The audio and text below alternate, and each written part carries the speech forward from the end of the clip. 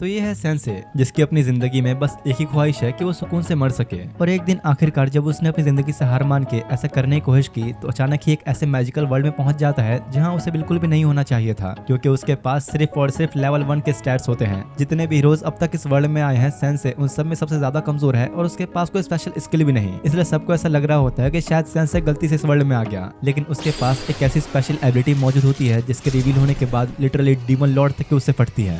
Sense नाम का ये आदमी अपनी जिंदगी से परेशान होकर अपनी माशूका सच्चान के साथ इस दुनिया से जाने का फैसला करता है और वो लोग खुद को एक लाल धागे से बांध लेते हैं ताकि दोनों हमेशा आफ्टर लाइफ में साथ रह सकें। देख के तो ऐसा लग रहा था कि दोनों इस तेज बहाव वाले नदी में कूदकर अपनी जान देंगे, पर इससे पहले कि वो लोग ऐसा कुछ कर पाते वहाँ एंट्री होती है अपने ट्रक कुन की, जो उन दोनों को हिट करके वहीं खत्म कर देता है। और फिर बताया जाता है कि इस तरह एक राइटर और उसकी लवर का अंत हुआ। इसके बाद फिर सेंसे को दिखाया जाता है जहां उसकी आंख एक चर्च जैसी जगह पे खुलती है। उसे लगता है कि शायद लोग मरने के बाद यहीं आते हैं, तो एक लेडी आके उसे कहती है कि नहीं, ये कोई स्वर्ग या नर्क नहीं है जहां लोग मरने के बाद आते हैं। इस लेडी का नाम है एनते, जो दूसरे वर्ल्ड से आने वाले लोगों को गाइड करने का काम करती है। एनते अब सेंसे को इस वर्ल्ड के बारे में बताती है कि तुम्हारे वाले से बिल्कुल ही अलग है। यहाँ ह्यूमंस के साथ साथ कई सारे बीस्ट, मॉन्स्टर्स और डीमंस भी रहा करते हैं। तुम इस वर्ल्ड में टेलीपोर्ट होकर आए हो ताकि यहाँ के लोगों की हेल्प कर सको और इस दुनिया को आने वाले खतरों से बचा सको। जिसका मतलब कि सेंसे, जो शांति से अपनी लवर के साथ चाहता था, वो अब एक दूसरे वर्ल्ड में आके फंस गया है। एनते उसे इस वर्ल्ड के बारे में और भी चीजें बता ही रही होती है कि तब तक सेंसे ढेर सारी जहरीली पिल्स खा लेता है ताकि वो दोबारा मर सके, लेकिन तभी जल्दी से एनते अपने मैजिक से उसे ठीक कर देती है। देखो, तुम्हें सब करने की कोई जरूरत नहीं, मैं वैसे भी जीना नहीं चाहता। तो एनते उसे कहते कि तुम ऐसा नहीं कर सकते, तुम्हें यहाँ भेजा गया है ताकि तुम इस वर्ल्ड को बचाओ। सेंसे कहता है कि मुझे इस दुनिया की कोई परवाह नहीं और फिर से उन जहरीली पिल्स को उठा के खाने लग जाता है। तो एनते उसे समझाती है कि तुम्हें चुना गया है और तुम्हें इस बात को एक्सेप्ट करना ही होगा। सेंसे पूछता है, तो किसने चुना मुझे? मैं तो बस आराम से मरना चाहता था। तो एनते फिर समझाती है कि तुम्हें हमारे एक सीक्रेट एजेंट ट्रक कुन ने यहाँ भेजा है। वो सिर्फ उन लोगों को ही मारने जाता है जो अपनी लाइफ से बहुत परेशान होते हैं और ट्रक कुन उन्हें मार के एक नई जिंदगी देता है। जो सुनकर सेंसे को बहुत ही गुस्सा आता है, क्योंकि इस ट्रक कुन की वजह से उसकी लवर उससे दूर हो गई और फिर एक सिगरेट लेकर वहीं बैठ के फूकने लग जाता है ताकि जल्दी से जल्दी अपने आप को मार सके। एनते अब सेंसे के स्टैट्स देखने की कोशिश करती है कि वो कितना पावरफुल है, क्योंकि दूसरे वर्ल्ड से आने वाले हर एक इंसान के पास कुछ न कुछ यूनिक पावर्स तो होती ही हैं। लेकिन जब उसने सेंसे के स्टैट्स देखे तो ऐसा कुछ भी नहीं होता, क्योंकि उसका लेवल है सिर्फ 1। अब तक के जितने भी एडवेंचरर्स इस वर्ल्ड में आए हैं, सेंसे उन सबसे ज्यादा कमजोर है, जो देख के वो खुद भी काफी हैरान होती है और उसे लगता है कि शायद इस बार ट्रकों से कुछ गलती हो गई है। तभी सेंसे बैठे बैठे बोर हो जाने की वजह से अब बाहर जाने लगता है। तो एनते उसे रोकते हुए समझाते हैं कि ऐसा मत करो, तुम बहुत ही कमजोर हो, बाहर की दुनिया में टिक नहीं पाओगे। लेकिन उसे कोई फर्क ही नहीं पड़ रहा होता और कहता है कि तुम चिंता मत करो, बाहर जाके सबसे पहले मैं मरने के लिए एक अच्छी सी जगह ढूंढूंगा। तो एनते कहती है कि कम से कम तुम जाने से पहले अपने लिए एक प्रोफेशन चुन लेना चाहिए कि तुम इस वर्ल्ड में क्या बनोगे। इसमें भला चुनना क्या है, मैं तो हमेशा से ही एक राइटर हूँ। और ये कहते हुए सेंसे चला जाता है। एनते उसे देख के बहुत ही हैरान होती है, क्योंकि वो आज तक किसी भी ऐसे इंसान से नहीं मिली। हर बार जब भी कोई बाहर की दुनिया से आता था तो उनके पास कुछ न कुछ स्पेशल पावर जरूर होती थी, लेकिन सेंसे उन सबसे बिल्कुल ही अलग है और शायद एनते सालों से किसी ऐसे के आने का इंतजार कर रही थी। इधर अब सेंसे को दिखाया जाता है जो बाहर आके अभी भी उन जहरीली पिल्स को ऐसे खा रहा था जैसे वो कोई टॉफी है। तभी ऊपर से एक लड़की की आवाज आती है जिसे एक पेड़ जैसे दिखने वाले मॉन्स्टर ने जकड़ रखा था और वो सेंसे से हेल्प मांग रही होती है, लेकिन उल्टा वो तो बस वहाँ खड़ा उसे चिल्लाते हुए देखता रहता है और कहता है, क्या नजारा है, मरती हुई औरतें कितनी ब्यूटीफुल लगती हैं, अरे पागल हो क्या, मेरी हेल्प तो करो। तो सेंसे उसे बचाने की एक्टिंग करते हुए कहता है, देखो मेरे हाथ तो वहाँ तक पहुंच ही नहीं रहे। इतने में तभी वो मॉन्स्टर अब सेंसे को भी जकड़ लेता है और दोनों साथ में लटकने लगते हैं। उस लड़की को बड़ा गुस्सा आता है कि तुम मेरे साथ आगे क्यों लटक गए, तुम्हें तो मुझे बचाना चाहिए था। और उसे बताते हैं कि इन प्रीम मॉन्स्टर्स के पास लाइफ फोर्स को खींचने की पावर होती है, कुछ ही देर में अब हम दोनों मारे जाएंगे। लेकिन भाई अपने सेंसे को कोई फर्क ही नहीं पड़ रहा होता, क्योंकि एक तरह से उसकी मरने की विश पूरी हो जाएगी। वो मॉन्स्टर अब धीरे धीरे दोनों का लाइफ फोर्स खींचने लग जाता है और उस लड़की को लगता है कि सेंसे टपक गया। उसकी बॉडी में अब उन पिल्स की वजह से काफी सारा पॉइजन आ चुका था, तो अब उसे एब्जॉर्ब करने पर उल्टा बेचारा ट्री मॉन्स्टर में ही जहर फैल जाता है और ना चाहते हुए भी सेंसे की जान बच जाती है। उसके पॉइजन की वजह से वो मॉन्स्टर वहीं खत्म हो जाता है। तभी कहीं से एक ऑटोमेटिक आवाज आती है जो बताती है कि सेंसे ने प्री मॉन्स्टर को पॉइजन डैमेज देकर खत्म कर दिया। तो अब उसका लेवल बढ़ के 1 से 3 हो चुका है। वो लड़की तो काफी खुश होती है क्योंकि सेंसे ने उस मॉन्स्टर को हरा दिया, पर बेचारा खुद बड़े दुख में होता है क्योंकि उसने अब तक 5 बार मरने की कोशिश की और मरा एक बार भी नहीं। बिल्कुल आरसीबी जैसी किस्मत हो गई बेचारे की। वो लड़की सेंसे को जान बचाने के लिए थैंक्स कहती है और अपने टाउन में चलने के लिए इन्वाइट करती है एक थैंक यू के तौर पर। लेकिन उसी वक्त अचानक उसकी नजर उस लाल धागे पर जाती है जो उसकी लवर सच्चान ने उसे बांधा था। वो सोचता है कि अगर इस वर्ल्ड में मैं टेलीपोर्ट हुआ तो जरूर सच्चान भी आई होगी और अब सेंसे को जीने के लिए एक नया मकसद मिल जाता है और वो ये कि अपनी लवर सच्चान को ढूंढकर उसी काम को पूरा करना जो अधूरा रह गया था।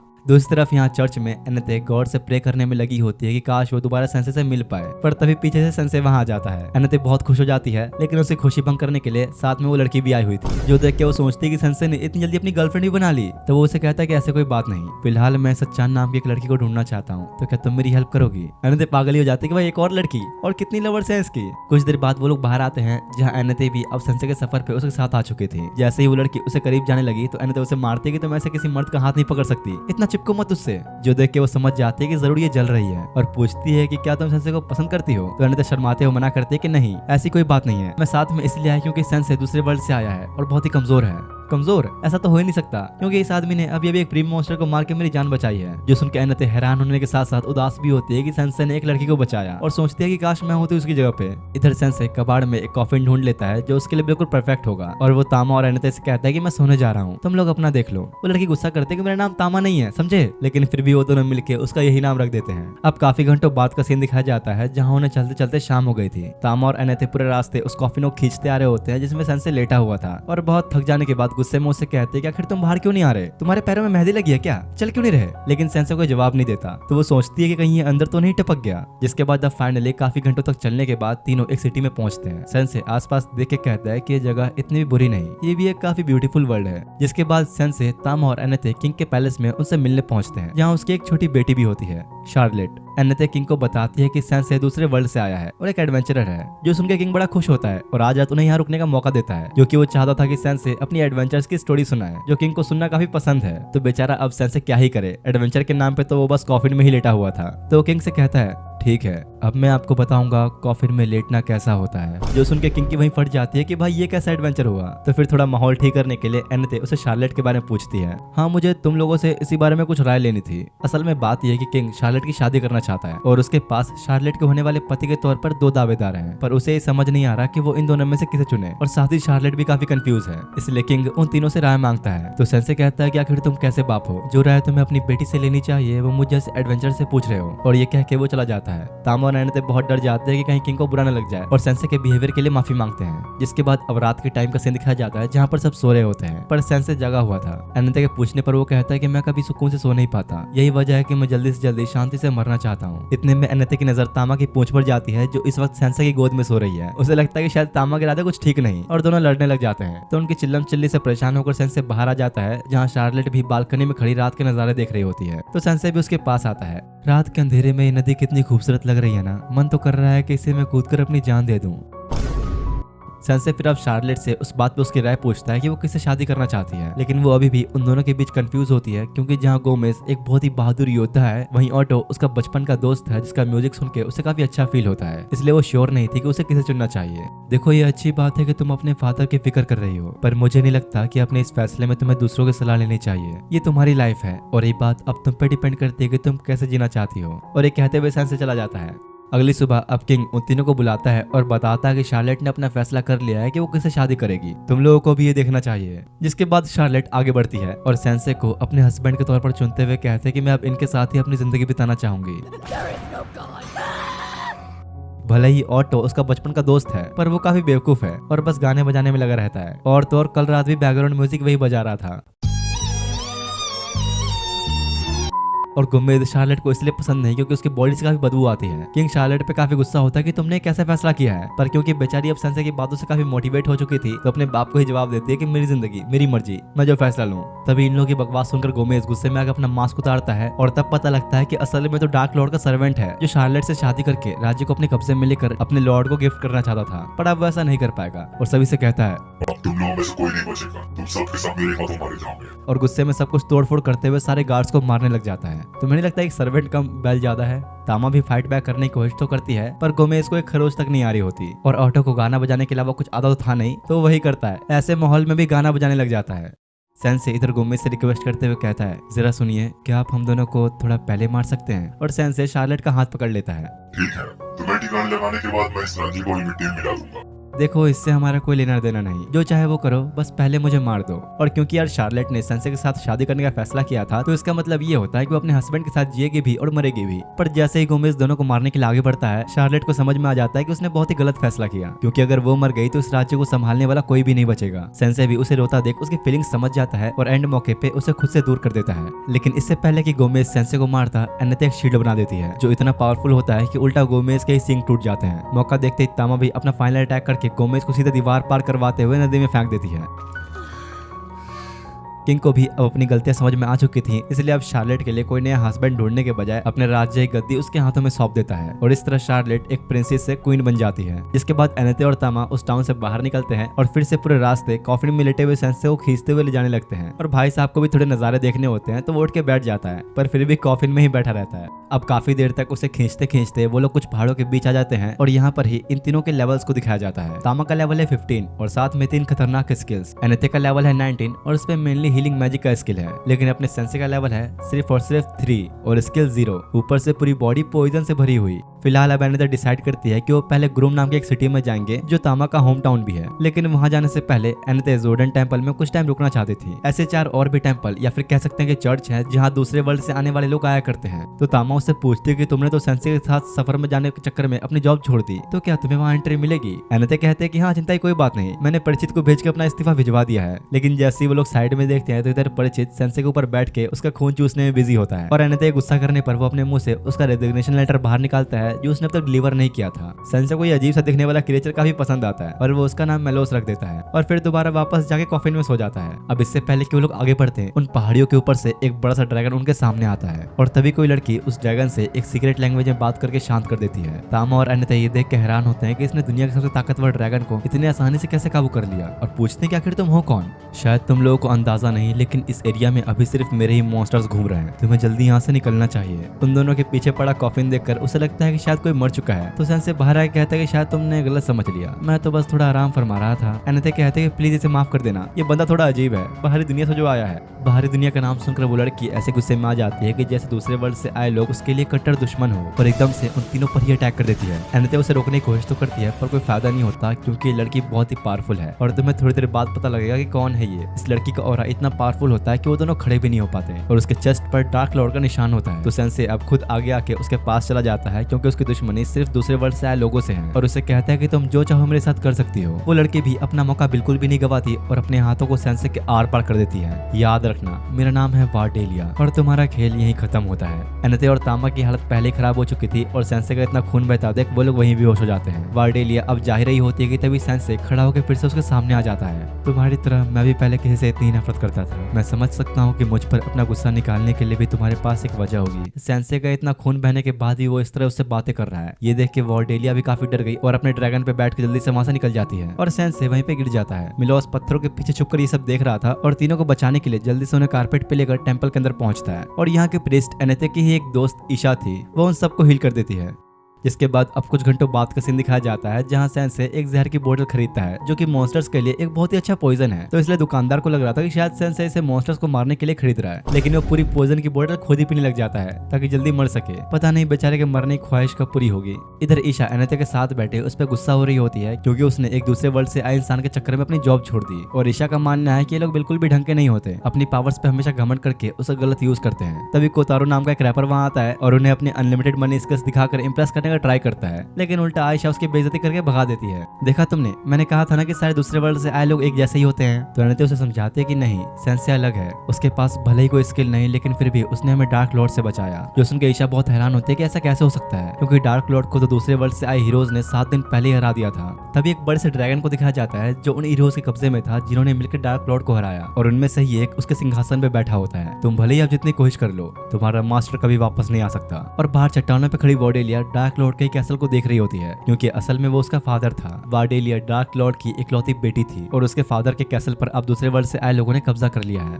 तो इस तरफ इधर एनेते और तामो को समझ नहीं आ रहा होता कि अगर डार्क लॉर्ड पहले ही मर चुका है तो आखिर वो लड़की कौन थी और फिर सेंसे के इस वर्ल्ड में आने का क्या मतलब। उन्हें मामला कुछ अजीब तो लगता है, लेकिन फिलहाल वो इन सब बातों को छोड़कर शॉपिंग पे जाना चाहते थे, इसलिए वो दोनों अब सेंसे को एक बड़े से आर्मर में छुपा देते हैं ताकि वो फिर से कोई मुसीबत में ना फंसे। भाई इस सूट में तो आराम से 4 सेंसे फिट आ जाएंगे। अब तभी दिखाया जाता है कि टाउन में वुल्फ के ऊपर बैठे कुछ लोगों की एंट्री होती है और उनका का लीडर सुजुकी सभी लोगों से आके कहता है अब कोई खतरा नहीं रहा, डार्क लॉर्ड अब नहीं रहा, तो तुम सब अब सुकून से जी सकते हो। सब लोग खुश होते कि फाइनली अब हर कोई आजाद है।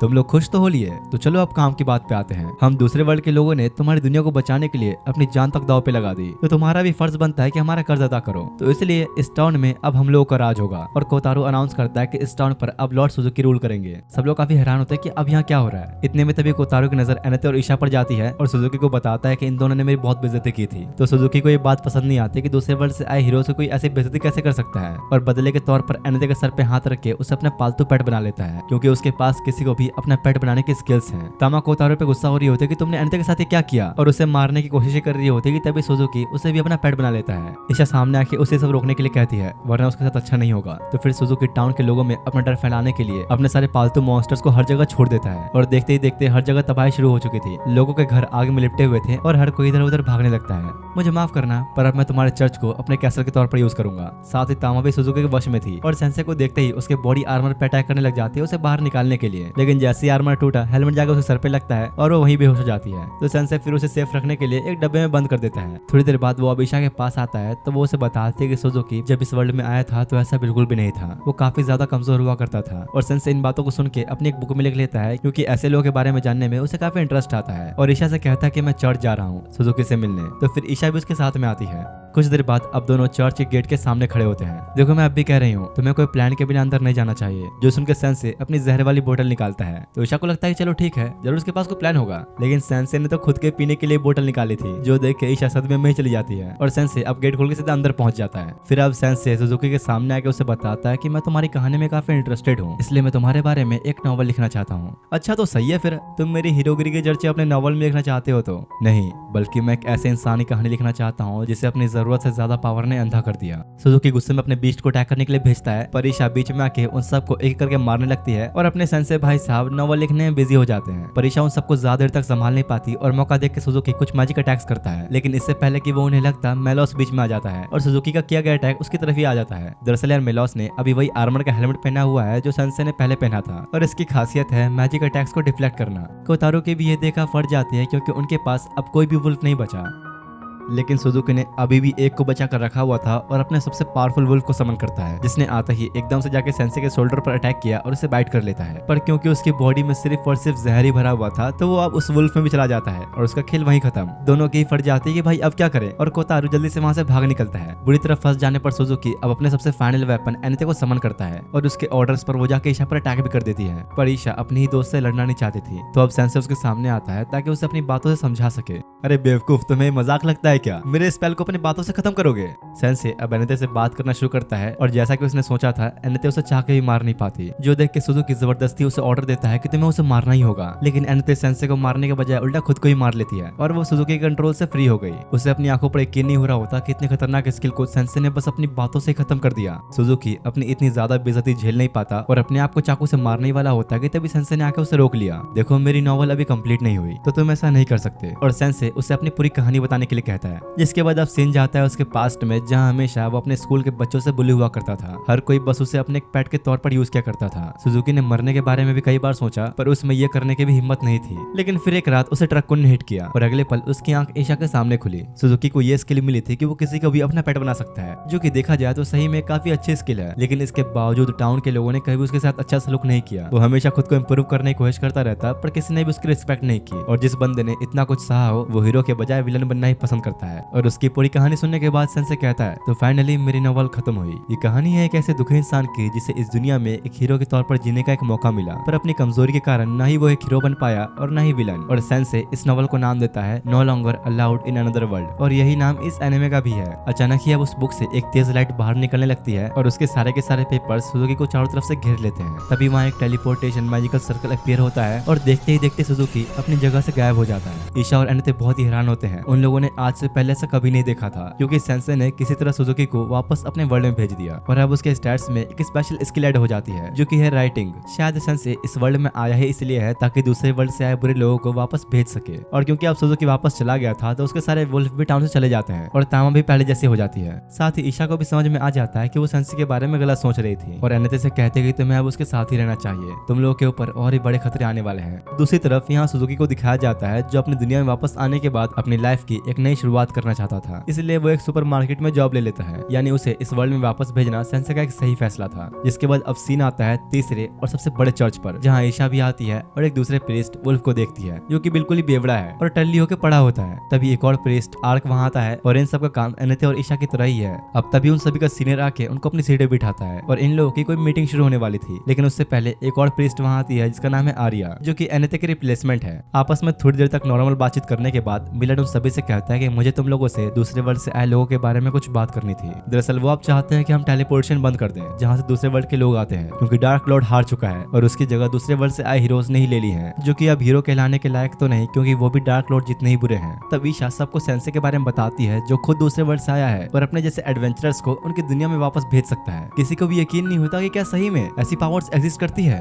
वो लोग अब इस बारे में बात कर ही रहे होते कि तभी इन सब का लीडर पॉप आ जाता है और वो सेंसे के बारे में और जानना चाहता था। क्या पता शायद अब यही उनकी लास्ट होप हो। दूसरी तरफ एनेथे और तामा एक बार फिर से सेंसे को घसीटते घसीटते घंटों तक चलने के बाद एक नए टाउन में पहुंचते हैं। वहीं बैठा एक लड़का नीर उन्हें कहता है कि तुम्हें हेल्प चाहिए तो बताना, मैं पैसों के बदले तुम्हारे लिए एक ताकतवर योद्धा ला सकता हूँ, जो सफर में तुम्हारे काफी काम भी आएगा। तामा को ये आइडिया अच्छा लगता है, क्योंकि फिर उसे कॉफिन नहीं खींचना पड़ेगा। और एनेथे भी बिना कुछ सोचे समझे 40,000 जरी को नीर को दे देती है, जो कि इस वर्ल्ड की करेंसी है। तो नीर वो पैसे लेकर जाते हुए कहता है कि तुम लोग थोड़ी देर यहीं रुको, मैं उसे लेकर आता हूँ। अब रात बिताने के लिए वो लोग एक जगह पर रुके होते हैं, जहाँ वो नीर का इंतजार कर रहे थे, जो देख के वहाँ के रिसेप्शनिस्ट उन्हें बताती है कि बेटा तुम्हारे साथ तो स्कैम हो चुका है। वो लड़का ऐसे ही सबको लूटता है। एनेथे की तो ये सुन के बिल्कुल हालत ही खराब हो जाती है, क्योंकि उसने 40,000 जरी को जो दे दिए थे। दरअसल यार नीर एक अनाथ लड़का है जो इस तरह स्कैम करके ही अपना गुजारा करता है। उसे समझाने वाला कोई नहीं कि क्या करना सही है और क्या गलत। अब तभी उसी लड़के नीर को दिखाया जाता है, जिसे अचानक कुछ लोग आकर किडनैप करके सारा सामान लूट लेते हैं। नीर को समझ नहीं आता कि ये लोग कौन है, पर उसे ये उम्मीद होती है कि जरूर दूसरे वर्ल्ड से आने वाला कोई हीरो उसे बचाएगा। लेकिन फिर उसे पता लगता है कि जो लोग उसे लूटने आए हैं वो भी दूसरे वर्ल्ड के ही लोग हैं। और अब ताकि नीर उनके बारे में किसी और को न बता दे, वो लोग उसे मारने का फैसला करते हैं। और उनमें से एक बंदा अपने स्पेशल वेपन से अटैक करने ही वाला था कि बीच में सेंसे आके उसकी डायरेक्शन चेंज कर देता है। वो लोग सोचते हैं कि भाई चिलगोजा कौन है और सेंसे को मारने की कोशिश करते हैं। लेकिन अपने सेंसे भाई साहब हर बार की तरह खुद मरने के लिए तैयार हो जाता है और उनसे कहता है कि प्लीज तीर सीधा मेरे दिल पे मारना। उन सबकी ये देख के फट जाती है और जल्दी से भाग जाते हैं। भाई तुम खुद सोचो, तुम्हारे सामने सेंसे जैसा एक बंदा है और कहे तीर सीधा मेरे दिल पे मारना, तो क्या तुम उसे मार दोगे? थोड़ा सा तो मन में डर आएगा ही ये देखे कि बंदा खुद को मारने के लिए कह रहा है। इसके जैसा कैरेक्टर तुम्हें किसी और एनिमे के अंदर मिल ही नहीं सकता। जिसके बाद अब सीधा अगले दिन का सीन दिखाया जाता है, जहाँ एनेथे और तामा को बिल्कुल भी पता नहीं है कि कल रात नीर के साथ क्या हुआ, और सेंसे भी उन्हें रात में कहीं मिल नहीं रहा था। तो एनेथे को लगता है कि सेंसे कहीं दूसरी लड़कियों से मिलने तो नहीं गया था, और बहुत गुस्सा करती है। इतने में अब पीछे से नीर आता है। तामा उस पर चिल्लाते हुए कहते कि तुमने स्कैम क्यों किया हमारे साथ, पैसे दो हमारे। तो वो कहता है कि नहीं, मैंने झूठ नहीं बोला, तुम्हें अपनी मदद के लिए एक बहादुर योद्धा चाहिए था, तो लो अब मैं तुम्हारे साथ सफर पे चलूंगा। और इस तरह नीर सेंसे की पार्टी ज्वाइन कर लेता है। अब अगले दिन का सीन दिखाया जाता है, जहाँ काफी देर तक चलने के बाद तामा नीर के हाथों में रस्सी दे देती है और उससे ही कॉफिन को खिंचवाती है। और वो खींचने की बात तो दूर, कॉफिन को मुश्किल से हिला पा रहा होता है। घंटों तक सफर करने के बाद उन्हें दूर से तामा का होम टाउन नजर आता है। लेकिन जैसे ही चारों वहाँ पहुंचते हैं, उससे पहले ही कुछ सैनिक सबको घेर लेते हैं और उनको ले जाके जेल में बंद कर दिया जाता है। लेकिन सिर्फ तामा को छोड़कर, क्योंकि वो लोग उसे अपने साथ ले गए थे। इसलिए नीर को ऐसा लग रहा होता है कि जरूर तामा कोई भागी हुई चोर है, तभी तो उन लोगों ने उसे पकड़ लिया। अब उन्हें यहाँ से बाहर निकलना था, तो नीर अपनी हाथ की सफाई से कुछ सेकंड्स में ही लॉक खोल देता है। एनेथे कहती है, अरे वाह, हमने सोचा नहीं था कि हमारे पास इतना शातिर चोर भी है। लेकिन इनके लॉक खोलने का भी कोई फायदा नहीं होता, क्योंकि सैनिकों ने इन्हें फिर से पकड़ लिया। तीनों को अब किंग साइबेरियन के पास लाया जाता है, जहाँ वो उन्हें बताता है कि तुम लोग यहाँ इसलिए लाए गए हो क्योंकि तुमने मेरी बेटी को किडनैप किया था, और अब तुम लोगों को मौत की सजा दी जाएगी। जो सुन के सेंसे को छोड़ के बाकी दोनों के डर के मारे फट जाती है। तभी तामा प्रिंसेस की ड्रेस में वहाँ आती है, जिसका रियल नेम है मटिल्डा। वो अपने फादर को सारी बातें समझाती है कि तीनों मेरे दोस्त हैं और मैं इन सब के साथ एक सफर पर निकली थी। तो किंग उसकी बातों को समझते हुए तीनों को छोड़ने के लिए मान जाता है, लेकिन सिर्फ एक शर्त पे, और वो ये कि तामा अब से एक प्रिंसेस की तरह ही अपने टाउन में रहेगी और उसे भी अपने फादर की शर्त माननी पड़ती है। मुझे माफ कर देना, मैं अब तुम लोगों के साथ नहीं आ सकती। जिसके बाद अब रात में तीनों वहाँ के एक रेस्टोरेंट में बैठकर खाना खा रहे होते हैं कि तभी एक वेट्रेस आके उनसे पूछती है कि क्या सही में आप लोग राजकुमारी मटिल्डा के दोस्त हो। दरअसल इस लेडी का नाम है फोमे, जो कि पहले प्रिंसेस मटिल्डा के लिए यानी कि तामा के लिए काम किया करती थी। सेंसे को ये सब जानने के बाद तामा की कहानी में बड़ा इंटरेस्ट आ रहा होता है, क्योंकि पहली बार जब वो उसे मिला था तो एक मॉन्स्टर के हाथों मार जाने वाली थी, और अब पता लगता है कि वो तक प्रिंसेस है, जो अपने फादर की वजह से अपने ही टाउन में कैद है। सेंसे उस वेट्रेस से कहता है कि मुझे तामा के बारे में हर वो चीज बताओ जो तुम जानती हो। दूसरी तरफ तामा पैलेस में अपने कमरे में बैठी होती है कि तभी बाहर उसे कोई खड़ा दिखता है, और इस बंदे का नाम है काइबारा। उसके आते ही अचानक किंग अपने सैनिकों के साथ वहां आता है और उससे पूछता है कि आखिर तुम हो कौन और यहाँ क्यों आए हो। काइबारा अब किंग की गद्दी पे बैठ के खुद को इंट्रोड्यूस करते हुए बताता है कि मैं उन दूसरे वर्ल्ड से आए 7 लोगों में से एक हूँ जिन्होंने डार्क लॉर्ड को हराया और मुझे लोग प्यार से फॉलन एंजल ऑफ ग्लूटोनी भी कहते हैं। असल में काइबारा यहाँ इस किंगडम को अपने कंट्रोल में लेने आया है और साथ में एक डेमी ह्यूमन को भी खाना चाहता है और डेमी ह्यूमन से उसका मतलब है प्रिंसेस मडेल्डा यानी तामा। किंग अपने सैनिकों को उसे मारने भेजता है लेकिन काइबारा पलक झपकते ही अपनी स्किल से उन सबको एक बार में ही खा लेता है। न चाहते हुए भी किंग अब खुद उससे लड़ने आता है और अपना एक powerful attack cat palm use करता है, लेकिन इसके बावजूद काइबारा ऐसे खड़ा था जैसे उसे कोई फर्क ही नहीं पड़ा। उसके पेट के ऊपर शील्ड जैसी कोई लेयर आ चुकी थी। किंग अब बहुत गुस्से में आ जाता है और काइबारा को पकड़ने के बजाय उसे जान से मारने का डिसाइड करता है और अपना सबसे पावरफुल अटैक बनाते हुए उसकी तरफ बढ़ता है। तूने मेरे ही पैलेस में आके मेरे लोगों को मारा, अब तो भीख भी मांग ले तो भी जिंदा नहीं बचने वाला। काइबारा भी तैयार होता है और इससे पहले कि दोनों में से कोई एक अटैक करता तामा वहां आ जाती है। वो काइबारा से लड़ने में अपने फादर की हेल्प करना चाहती थी पर किंग उसे मना करते हुए कहता है कि दूर रहो, तुम लियोन की जगह कभी नहीं ले सकती। दूसरी तरफ वही लेडी फाओमी सबको बता रही होती है कि तामा का काफी पहले एक ट्विन ब्रदर भी हुआ करता था जिसका नाम था लियोन, लेकिन 10 साल पहले एक तेज तूफानी रात में प्रिंस लियोन और उनकी मदर दोनों ही चल बसे, जिसके बाद से किंग बहुत दुख और दर्द में रहने लगे। तो तामा ने अपने फादर के खातिर गद्दी को संभालने के लिए अपने बाल कटवा लिए ताकि वो मार्शल आर्ट सीख के अपने फादर की नजर में एक काबिल योद्धा बने, लेकिन किंग ने कभी भी तामा के ऊपर अपना विश्वास नहीं रखा। अब वापस सीन प्रेजेंट में किंग और काइबारा की फाइट में आता है जहाँ किंग अभी भी तामा को फाइट से दूर रहने के लिए कह रहा होता है, लेकिन वो फिर भी नहीं मानती और खुद को साबित करने के लिए काइबारा के ऊपर अटैक करने के लिए चली जाती है। और उसी वक्त काइबारा अपनी स्किल का यूज करते हुए तामा को खाने ही वाला होता है कि तभी किंग बीच में आके उसे साइड करके बचा लेता है, लेकिन इस चक्कर में उसने अपना खुद का एक हाथ गवा दिया जो काइबारा खा लेता है। माफ करना प्रिंसेस, मैं तो तुम्हें ही टेस्ट करने वाला था पर तुम्हारा बाप बीच में आ गया। तामा ये देख के खुद पे कंट्रोल नहीं कर पाती और उस पर अटैक करने को दौड़ती है, पर तभी कैसल का एक शाही गार्ड ब्रियाड आके जल्दी से उसे लेके वहां से निकल जाता है। वो तामा को अनते और बाकियों के पास लाके बताता है कि एक दूसरे वर्ल्ड से आए इंसान ने अचानक से पैलेस पे आकर अटैक कर दिया है और फिलहाल किंग अभी उसके कब्जे में है। दूसरी तरफ काइबारा किंग को लेकर राज्य की जनता के सामने आके ये ऐलान करता है कि अब से मैं तुम्हारा किंग हूँ और मुझे खाने में हर रोज यहाँ की औरतें चाहिए। अगर किसी ने फालतू की आवाज उठाने की कोशिश की तो वो भी नहीं बचेगा। लेकिन फिर भी ये सुनने के बावजूद उनमें से एक आदमी हीरो बनने की कोशिश करता है और उसके खिलाफ आवाज उठाता है, तो काइबारा सबके सामने उसे एक झटके में खा जाता है। हर तरफ अब भगदड़ मच जाती है और लोग डर के मारे इधर उधर भागने लगते हैं, पर अब इसका भी कोई फायदा नहीं क्योंकि काइबारा के मॉन्स्टर्स ने हर तरफ से उन्हें घेरे लिया होता है। तभी इधर तामा को भी होश आ जाता है और जल्दी से अपने फादर को बचाने के लिए जाने लगती है, लेकिन ब्रियाड उसे रोक लेता है क्योंकि तामा अकेले जीत नहीं सकती। एनते उसे समझाती है कि तुम्हारा भाई लियोन और क्वीन के जाने के बाद तुम इस राज्य की आखिरी उम्मीद हो, तुम्हें यहीं रहना चाहिए। जिसके बाद सेंसे नीर और एनते को लेकर काइबारा के पहरेदारों के पास पहुंच जाता है और उन्हें कहता है कि मेरी एक ख्वाहिश है, मैं चाहता हूँ कि किंग काइबारा मुझे खा ले, इससे मुझे बहुत खुशी मिलेगी। वो दोनों मॉन्स्टर्स भी खुद से उनके शौक हो जाते हैं कि भाई इसने पीवी रखी है क्या, खुद को ही खाने के लिए परोस रहा है। जिसके बाद फिर अब इन तीनों को वेटिंग रूम में भेज दिया जाता है जब तक कि किंग काइबारा के ऑर्डर्स ना आ जाए। दूसरी तरफ यहाँ ब्रियाड जब तामा के लिए खाना लेकर आता है तो उसे पता लगता है कि वो तो भाग चुकी है। इधर पैलेस में बैठे काइबारा को काफी भूख लग चुकी थी और सोच रहा होता है कि अब कौन सा डेमी ह्यूमन खाया जाए। उसे अपने गार्ड से सेंसे के बारे में पता लगता है जो खुद आज काइबारा खाना बनना चाहता है। अब इससे पहले कि वो अपने गार्ड्स को कुछ ऑर्डर दे पाता, तामा आके उन दोनों को वहीं खत्म कर देती है। किंग उसे दूर रहने के लिए कहता है, लेकिन तामा अपनी जिद पे अड़ चुकी थी कि वो खुद को साबित करके रहेगी। तामा बार बार काइबारा के ऊपर अटैक्स करने की कोशिश करती है, लेकिन उसकी पावर के सामने वो जरा भी नहीं टिक पाती। और यहाँ पता लगता है कि असल में काइबारा जिसकी भी बॉडी खाता है उसकी पावर्स ले लेता है, और क्योंकि उसने किंग का हाथ खाया था तो उसकी पावर्स भी वो इजीली यूज कर सकता है। दूसरी तरफ अपना सेंसे जेल में बैठे बैठे बोर हो गया था तो बाहर निकल के पैलेस में घूमने लगता है और टहलते टहलते क्वीन के रूम में पहुंच जाता है। थोड़ी देर तक ताका झाकी करते हुए उसकी नजर एक ड्रॉर पर जाती है और ये खोलने के लिए अपने नीर भाई साहब तो है ही, तो वो उससे ही खुलवाता है और उस ड्रॉर के अंदर एक काफी पुरानी नोटबुक पड़ी होती है। इधर काइबारा किंग की पावर यूज करते हुए तामा के ऊपर एक के बाद एक अटैक करता जाता है और बस कुछ मिनटों में ही उसे बुरी तरह इंजर्ड कर देता है। काश तूने अपने बाप की बात मान ली होती, क्योंकि तेरे मार्शल आर्ट्स तो बिल्कुल यूजलेस हैं। तभी तामा को अपने भाई लियोन के बारे में याद आता है जहाँ वो जंगल में आके हमेशा मार्शल आर्ट्स की प्रैक्टिस किया करता था ताकि एक दिन इस राज्य को संभालने के काबिल बन सके और अपने फादर जितना स्ट्रांग हो जाए। तामा ये सब बात याद करते हुए एक बार फिर से खड़ी हो जाती है, जो देख काइबारा की एक्साइटमेंट भी और बढ़ जाती है तामा को खाने के लिए, और उसके ये हार न मानने वाले जुनून से इंप्रेस होकर अपने पास्ट के बारे में बताता है जहाँ वो हमेशा से ही एक रिच फैमिली से बिलोंग करता था। उसके पास रोज खाने के लिए ढेर सारी चीजें होती थी, भले ही वो दुनिया की कोई भी डिश हो, लेकिन धीरे धीरे काइबारा कोई नॉर्मल सा खाना बोरिंग लगने लगा। इसलिए वो कुछ नया टेस्ट करने के लिए अपनी मेड को ही मार देता है ताकि उसे खा सके, लेकिन वो ऐसा कर नहीं पाता। और एक दिन जब वो रोड पर चलते हुए बेवजह गुस्से में एक बंदे को मारने लग जाता है तो ट्रक कुन अचानक ही उसे वहाँ हेलो कहने आ गया, और इस तरह काइबारा पहुंचा इस वर्ल्ड में। अब वो चाहे तो अपनी पसंद की हर एक चीज खा सकता है। अपनी पूरी कहानी बताने के बाद काइबारा तामा को खाने के लिए आगे बढ़ ही रहा होता है कि फाइनली सेंसे आ जाता है। आखिरकार भाई साहब आ ही गए और और सेंसे उससे कहता है कि भाई तेरी कहानी तो बड़ी घटिया है, ऐसे कहानी सुनकर मेरे कानों से खून आ गए। काइबारा को समझ नहीं आता कि अब ये बंदा कहाँ से टपक पड़ा और खाने की कोशिश करता है लेकिन खा नहीं पाता क्योंकि उसके अंदर के इंस्टिंक्ट इतने डिप्रेस्ड इंसान को खाने से मना कर रहे थे। इतने में पीछे से एनेते और नीरी भी आ जाते हैं और काइबारा को धमकाते हैं कि अगर तुम नहीं रुके तो सेंसे तुम्हें अपने वर्ल्ड में वापस भेज देगा। लेकिन अपना सेंसे तो भाई सेंसे है और कहता है कि नहीं, मैं ऐसी घटिया कहानी पर अपनी नॉवल वेस्ट नहीं करने वाला।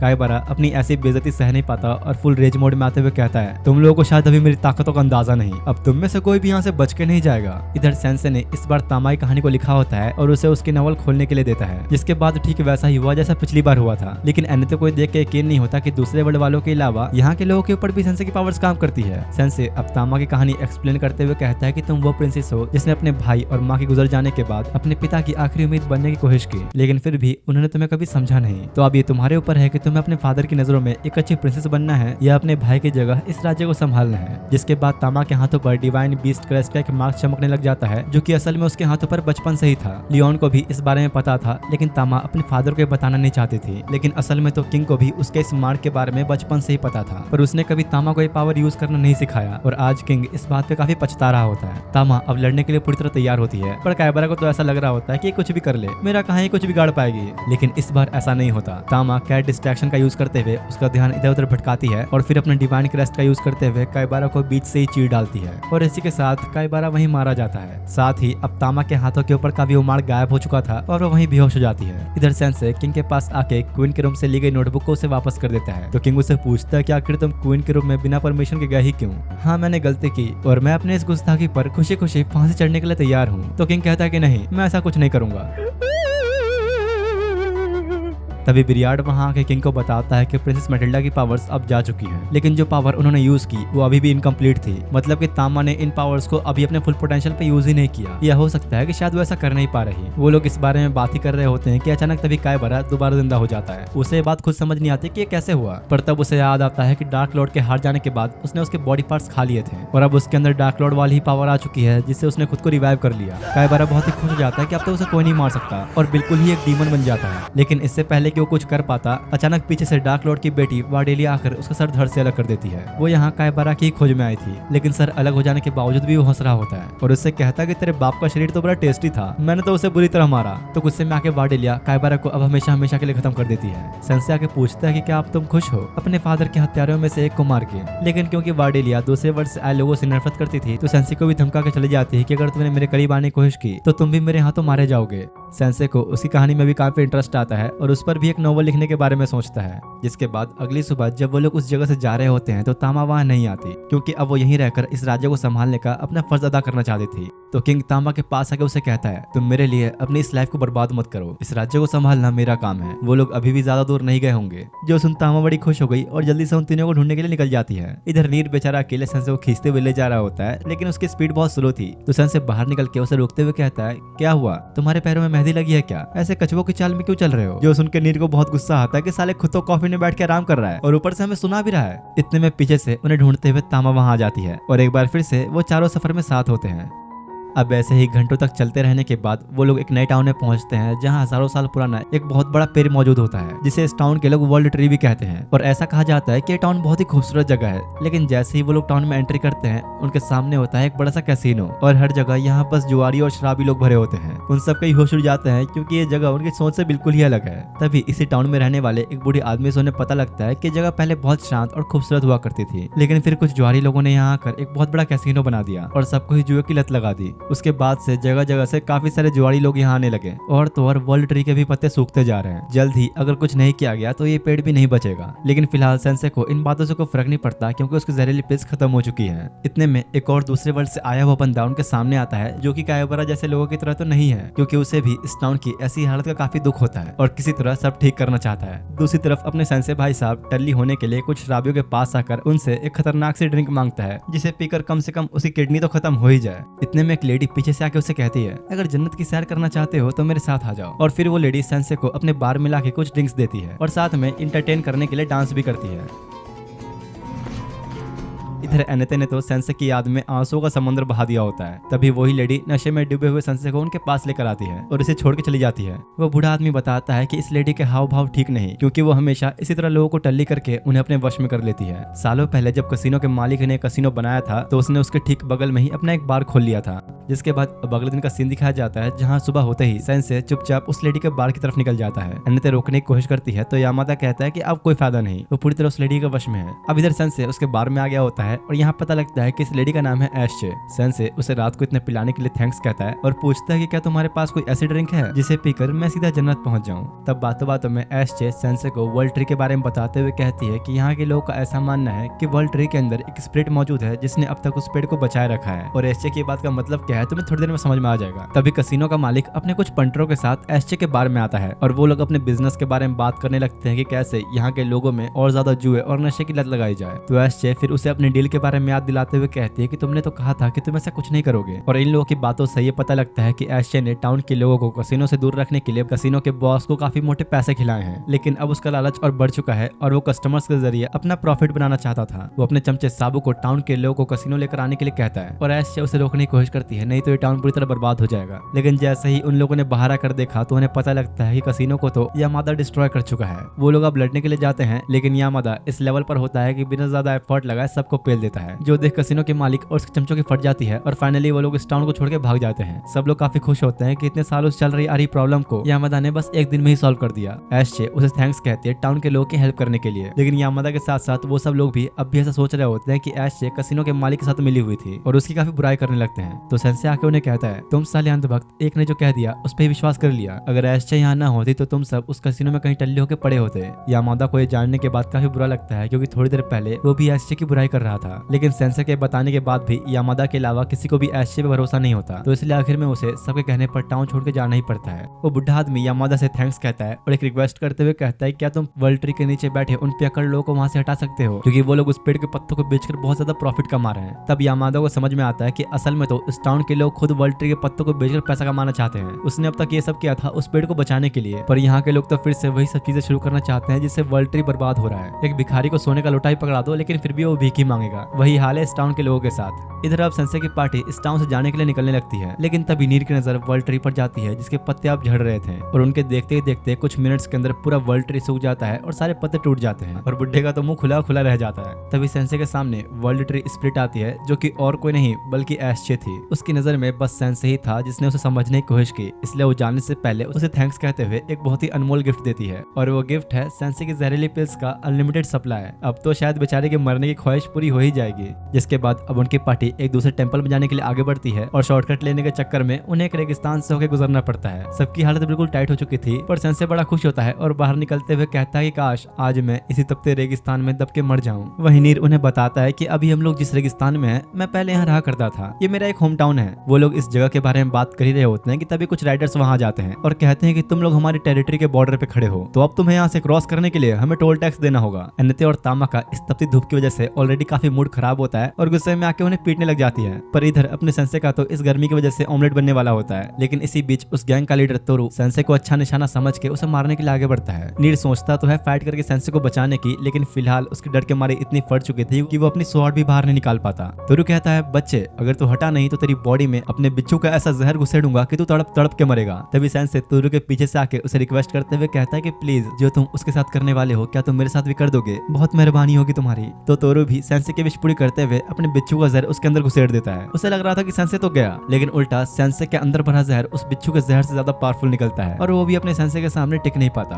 तोरू गुस्से में सेंसे को मारने आगे बढ़ता ही है कि तभी उन्हें किसी वुल्फ की आवाज आती है, जो सुनकर वो बाकी लोग भी डर जाते हैं और उसका साथी तोरू को जल्दी से निकलने के लिए कहता है। लेकिन फिर भी जाते हुए तोरू सेंसे को कहते हुए जाता है कि वो अपने बिच्छू का बदला जरूर लेने आएगा। नीर शर्मिंदा होकर सेंसे से माफी मांगता है कि वो उनसे लड़ने के बजाय वो बस खड़ा देखता रहा। कोई बात नहीं, तुम भी जल्द ही अपनी स्वॉर्ड को यूज करना सीख जाओगे। फिलहाल एनेते नीर से कहती है कि अगर तुम सही में इस जगह के बारे में जानते हो तो हमें पहले यहाँ से किसी सेफ जगह पे ले चलो। तो अब नीर शाम होते होते उन्हें एक छोटे से घर के पास लेकर आता है और वहाँ के कुछ बच्चे नीर को पहचान भी लेते हैं, क्योंकि पहले वो इसी ऑर्फनेज में रहा करता था। इस जगह की केयर टेकर एक बुढ़ी औरत होती है जो नीर को देख के काफी खुश होती है और कहती है कि आखिरकार तुम आ ही गए। अब चारों अंदर जाते हैं जहाँ सबके लिए काफी सारा खाना मौजूद होता है और इस सुनसान रेगिस्तान के बीच इन लोगों के पास इतना अच्छा खाना इसलिए है क्योंकि कोई इंसान रोज रात को ऑर्फनेज के बच्चों के लिए बाहर खाना छोड़ जाता है। अचानक अचानक फिर से उन्हें एक वुल्फ की आवाज आती है, जिस वजह से उन्हें काफी अलर्ट रहना पड़ता है, क्योंकि ये वुल्फ इस पूरे रेगिस्तान का इकलौता शिकारी है जो इंसानों को भी कच्चा चबा सकता है। जिसके बाद अब रात में सबके सो जाने के बाद सैंसे बाहर आके उस वुल्फ के कारनामा को देखने लगता है कि वो किस तरह अपना शिकार करता है। तभी बाहर से कुछ आवाजें आने पर नीड की भी आंख खुल जाती है और वो खिड़की पर किसी की परछाई देख के डर जाता है। उसकी फट तो गई थी, लेकिन फिर भी हिम्मत करके स्वॉर्ड लेकर बाहर आता है, जहाँ उसे वही आदमी मिलता है जो उनके लिए खाना छोड़कर जा रहा था और बहुत डर जाता है। नीर उससे वजह पूछता है करने की, तो वो कहता है कि बस मुझे खुशी मिलती है इन छोटे छोटे मासूम बच्चों का पेट भरकर। इस आदमी का नाम है सेतु और वो कुछ देर तक इस तरह बैठकर नीर से बातें करता है, लेकिन फिर कुछ टाइम बाद सुबह हो गई होती है और सेतु नीर को फलों की टोकरी देकर जाने लगता है। तो नीर उसे नाश्ते के लिए रुकने के लिए कहता है, पर वो मना कर देता है, क्योंकि फिलहाल वो बच्चों के लिए बस इतना करके बहुत खुश है। सेतु फिर अब नीर को कुछ फ्रूट के पेड़ों के पास लेकर आता है, जहाँ से वो जितना भी चाहे फ्रूट ले जा सकते हैं। तो नीर जल्दी जल्दी उन्हें इकट्ठा कर लेता है।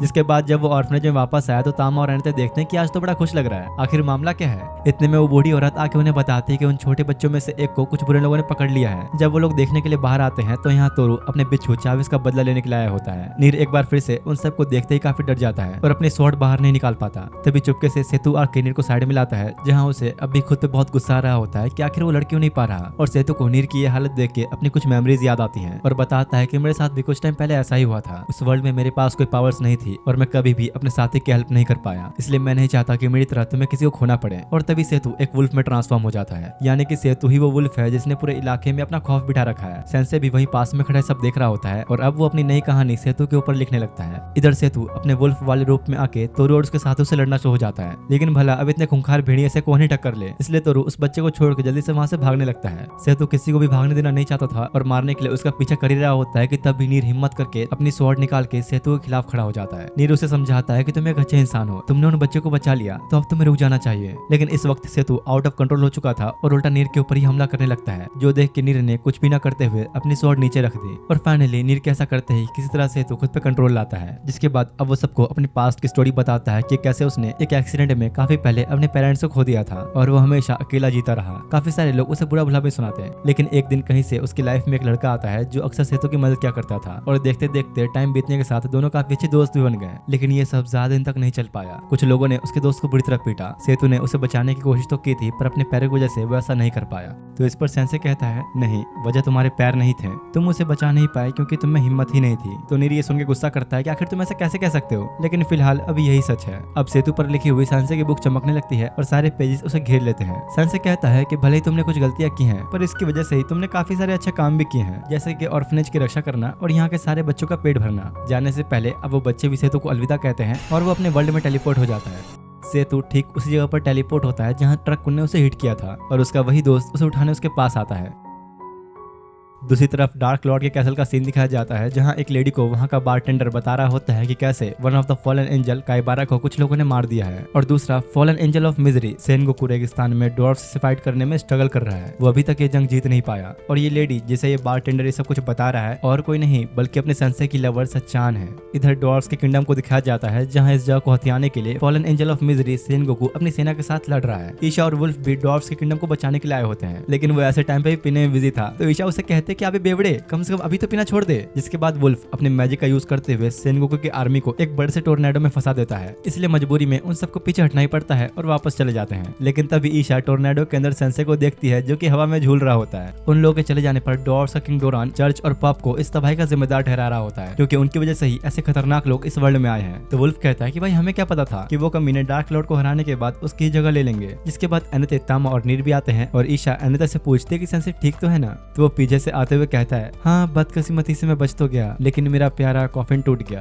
अरे अरे तुम उसकी चिंता मत करो, मैं तुम्हें कॉफिन दिला दूंगी। तभी वुल्फ आता है और मिलोस की नजर उसकी फीमेल मिलोस से मिलती है और अपने भाई को देखते ही प्यार हो जाता है। सेंसे वुल्फ का शुक्रिया करता है उस टोर्नेडो में फंसाने के लिए, क्योंकि काफी टाइम बाद उसे नियर डेथ एक्सपीरियंस मिला। ईशा अनिते और बाकियों को ड्वार्फ्स और फॉलन एंजल सेनगोकू के बीच की वॉर के बारे में बताती है, जो फिलहाल ड्वार्फ्स के किंगडम के लिए ही चल रही है। तो तामा बताती है कि मैं पहले ही काइबारा नाम के एक फॉलन एंजल को हरा चुकी हूँ, लेकिन वुल्फ को यकीन नहीं होता और कहता है कि जरूर वो बहुत कमजोर रहा रहा होगा। फॉलन एंजल्स को हराना एरेगेलो कोई बस की बात नहीं। लगता है तुम हमें हल्के में ले रहे हो, तुम सेंसे के बारे में नहीं जानते। ये अपनी पावर से किसी को भी उसके वर्ल्ड में वापस भेज सकता है। तो वुल्फ कहता है कि हाँ, मैंने इसके बारे में सुना तो है, पर मुझे नहीं लगता कि सेंसे जैसा कोई फॉलन एंजल को हरा सकता है। दूसरी तरफ सेनगोकू वापस कैसल में लौट आया होता है और बताता है कि फिलहाल आज तो हमें ये जंग छोड़नी पड़ी, लेकिन कल हम इसे कंटिन्यू करेंगे। तो वही बारटेंडर उसे मना करते हुए कहता है, नहीं तुम नहीं, इस काम के लिए अब कोई और जाएगा। और वो फॉलन एंजल ऑफ ग्रीड को भेजने का फैसला करता है। वैसे यार देखो, इस एनिमे के अंदर बताया तो नहीं गया, लेकिन मुझे ऐसा लगता है कि अब बारटेंडर ही इन सब का लीडर है और सबसे स्ट्रॉन्ग भी। इधर अब सेंसे को दिखाया जाता है जहाँ वो मेलोस के उदास चेहरे को देख के समझ जाता है कि लौंडा प्यारे पड़ चुका है और कहता है कि चलो ठीक है, तुम्हारी लव स्टोरी को आगे बढ़ाने में मैं हेल्प करूंगा। इसके बाद दोनों वुल्फ के पास जाते हैं जहाँ उसके साथ एक फीमेल मेलोस भी होती है और काफी सारी लड़कियों ने उसे घेर रखा होता है। और क्योंकि भाई मुझे वुल्फ की परिचित का नाम नहीं पता, तो मैं उसे फीमेल मेलोस ही बोलूंगा। वुल्फ के वहां से जाने के बाद सेंसे अब हर जगह उसका पीछा करने लगता है, जहाँ वुल्फ एक घर के पास आकर दरवाजा खटखटाते हुए कहता है, ये मैं हूँ, बाहर आओ। लेकिन कोई गेट नहीं खोलता।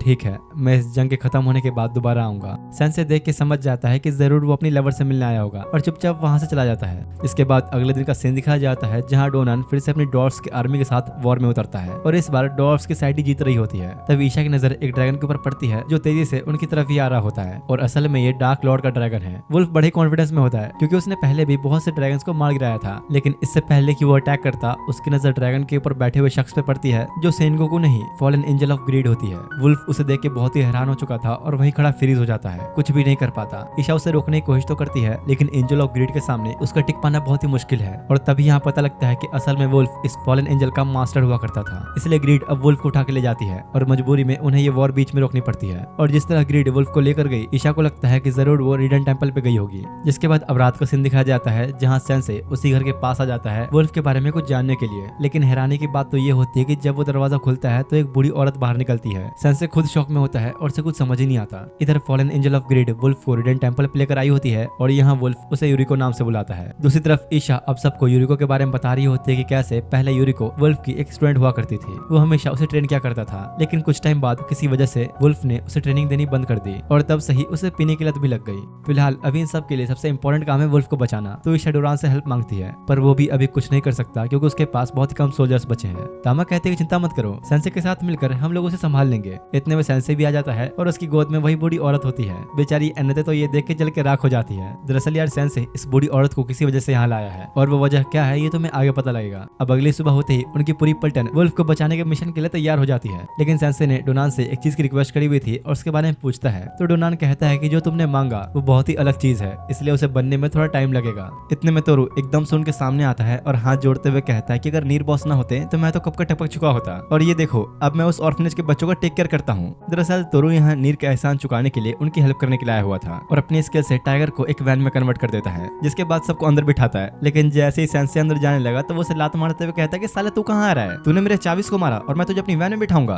और तोरू बाकी सबको लेकर निकल जाता है। तामो उसे रोकते हुए सेंसे को लेने के लिए कहती है, पर वो नहीं मानता। इधर वो बूढ़ी औरत सेंसे से कहते हैं कि मैं भी तुम्हारे साथ वुल्फ से मिलने जाना चाहूंगी। अब फिर से एनेते और बाकी को दिखाया जाता है जहाँ वो लोग रिडन टेंपल पहुंच जाते हैं और यहाँ काफी सारे प्रीस्ट घायल पड़े हुए थे, मतलब कि यूरिको यहीं पर है। जैसे ही वो लोग अब टेंपल के अंदर जाते हैं तो सामने वुल्फ बंधा हुआ मिलता है और यूरिको भी बैठी हुई थी और खुद का इंट्रोडक्शन देते हुए कहती है, मैं हूँ यूरिको, एक दूसरे वर्ल्ड से आने वाली लड़की जिसे वुल्फ ने ट्रेन किया, लेकिन फिलहाल अब मैं एक फॉलन एंजल हूँ। और तभी यूरिको अपने स्किल्स का यूज करते हुए कुछ स्केलेटन्स को समन करती है। तामा, नीर और तोरू उन सबको मारना शुरू कर देते हैं, पर जितना वो अपने अटैक्स कर रहे थे उतना ही वो और ज्यादा बढ़ते जा रहे थे। तो ईशा यूरिको से इन सब की वजह पूछती है कि आखिर तुम ऐसे क्यों बनी, जिस पर फिर वो अपने पास्ट के बारे में बताती है कि जब मैं इस वर्ल्ड में आई तो वुल्फ ने मुझे ट्रेन किया अपने स्किल को सही ढंग से यूज करने के लिए और डार्क लॉर्ड को हराने के लिए। वुल्फ और यूरिको के बीच काफी टाइम तक सब कुछ सही चल रहा था, लेकिन एक दिन एक नई लड़की हिकारी इस वर्ल्ड में टेलीपोर्ट होकर आई, जिसके बाद से ही वुल्फ ने धीरे धीरे यूरिको के ऊपर ध्यान देना छोड़ दिया और हिकारी को ट्रेन करने लगा। यहाँ तक कि उसने उन दोनों के बीच हिकारी को चुना डीमन लॉर्ड से लड़ने के लिए। यूरिको को बहुत ही बुरा लगता है और गुस्से और जलन में आके उसने हिकारी को अपनी स्किल से मार डाला। यही वजह है कि अब यूरिको फॉलन एंजल ऑफ ग्रीड बन चुकी है। लेकिन इससे पहले कि वो दोबारा उन लोगों पर अटैक करती, सेंसे अपनी फरारी में जो उसने डोरान से कह के बनवाई थी उससे बिल्कुल हीरो टाइप एंट्री मारता है और साथ में वो बूढ़ी औरत भी आई होती है, जिसे देखकर यूरिको काफी हैरान हो गई क्योंकि वो बूढ़ी औरत और कोई नहीं बल्कि हिकारी ही है। सेंसे कहता है, मैंने तुम्हारी छोटी बहन की कहानी लिख ली, बस अब तुम्हारी कहानी का पार्ट बचा हुआ है। सब ये सुन के शौक हो जाते हैं कि ये दोनों असल में सगी बहनें हैं और यहाँ पता लगता है कि दरअसल यूरिको हिकारी से हमेशा से नफरत करती थी क्योंकि उसकी वजह से यूरिको को कभी आम लड़कियों की तरह बाहर घूमने का मौका नहीं मिलता था। इसलिए वो जब इस वर्ल्ड में आई तो बहुत खुश थी क्योंकि वो फिर जो चाहे कर सकती थी। लेकिन फिर हिकारी के आ जाने के बाद उससे सब कुछ दोबारा छिन गया और ये बातें याद करके गुस्से में यूरिको हिकारी को मारने वाली होती है कि तभी सेंसे बीच में आ जाता है।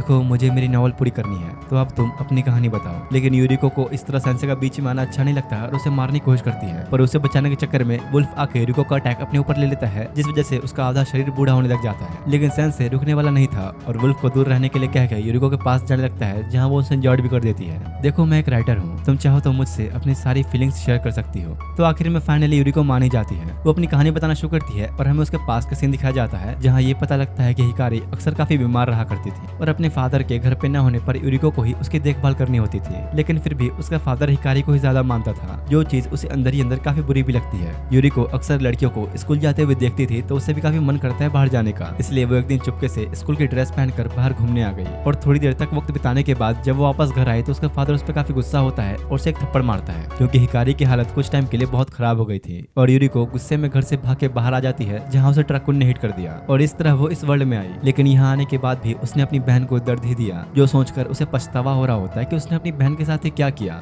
नहीं, तुम गलत नहीं हो, तुमने जो भी किया बस अपनी खुशी के लिए किया। और हिकारी भी यूरिको को गले लगा लेती है, जिसके बाद सेंसे हिकारी की इस वर्ल्ड में आने की असली वजह बताता है कि कैसे यूरिको के चले जाने के बाद वो काफी उदास से रहने लगी थी। हिकारी को ऐसा लगने लगा था कि उसने अपने जीने की उम्मीद ही खो दी। यही वजह है कि ट्रक ने उसे भी हिट करके इस वर्ल्ड में भेज दिया। ये जानने के बाद यूरिको को समझ में आता है कि वो अपनी बहन के बारे में कितना गलत सोच रही थी। साथ ही वुल्फ को भी अपनी गलती समझ में आ जाती है, क्योंकि जब हिकारी इस वर्ल्ड में आई थी तो यूरिको उससे मिलकर काफी खुश हुई थी। लेकिन जब हिकारी को यह पता लगा कि उसकी बहन डार्क लॉर्ड को हराने वाली है, तो उसने यूरिको के बजाय खुद को इस काम के लिए आगे रखना चाहा, क्योंकि इस दुनिया में उसे खुश रहने का मौका मिला है। तो हिकारी चाहती थी कि वो अपनी जिंदगी खुल के जी सके। तो शायद अगर वुल्फ ने उस टाइम सही फैसला लिया होता तो ये सब कभी होता ही नहीं। फिलहाल इधर अब दोनों की कहानी लिखने के बाद सेंसे की नॉवल कंप्लीट हो चुकी थी और हर बार की तरह टेलीपोर्टेशन प्रोसेस स्टार्ट हो जाता है और अब यूरिको के किए गए मैजिक का भी असर खत्म हो जाता है, जिससे हिकारी, वुल्फ और बाकी सब भी ठीक हो जाते हैं और इसी के साथ दोनों बहनें वापस अपने वर्ल्ड में चली जाती हैं।